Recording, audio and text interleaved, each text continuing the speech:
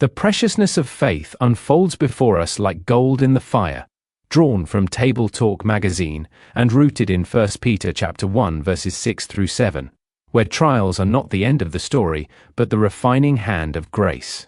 Here, sorrow and rejoicing walk side by side, and faith, tested, tempered, and proven, emerges more radiant than anything this fading world can offer. What feels heavy now is quietly shaping something eternal, something that will shine when Christ is revealed. Now for our reading. In this you rejoice, though now for a little while, if necessary, you have been grieved by various trials, so that the tested genuineness of your faith, more precious than gold that perishes though it is tested by fire, may be found to result in praise and glory and honor at the revelation of Jesus Christ. 1 Peter chapter 1 verses 6 through 7.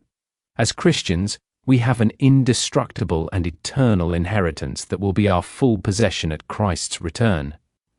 This inheritance is the new heaven and earth where righteousness dwells, where pain and sorrow will be no more.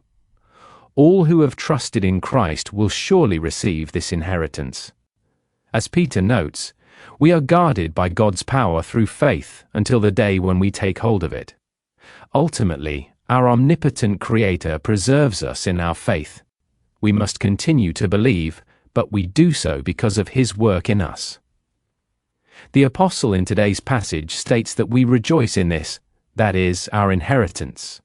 Peter's words could also be translated in whom, and it is likely that Peter states that we rejoice both in Christ and in the inheritance that He has purchased for us.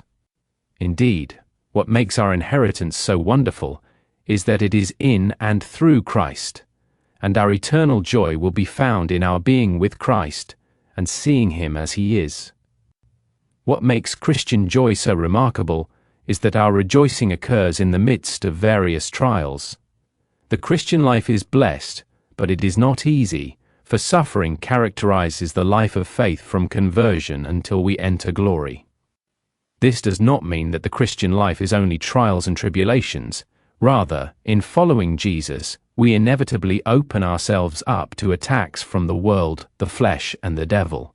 Moreover, because we know that the world is fallen from its original goodness, we are more grieved by the evils that we see than are those who do not know Jesus.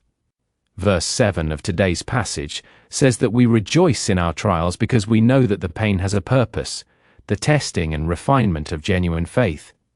Gold is precious and refined by fire, but one day it will perish. Faith, however, is more precious. It can be tested, but not destroyed by the fires of our trials, for God is sovereign over our trials and active in them for our good and His glory.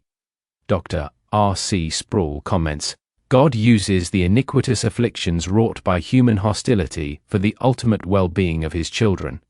His hand is in earthly trials that are unjustly foisted upon us by wicked people. The hand of God trumps the evil intent of those who wound us, and He uses, in His gracious providence, those various experiences of affliction and pain for His glory and for our ultimate edification. The Venerable Bede writes that once we have entered our eternal reward, the years we spent suffering here below will seem like no time at all. Our faith, in fact, will receive praise, glory, and honor from God Himself, as Peter says. We must therefore labor for God's kingdom, for that which is eternal, and not merely for the things of this world that perish. This concludes our reading. Thank you for listening.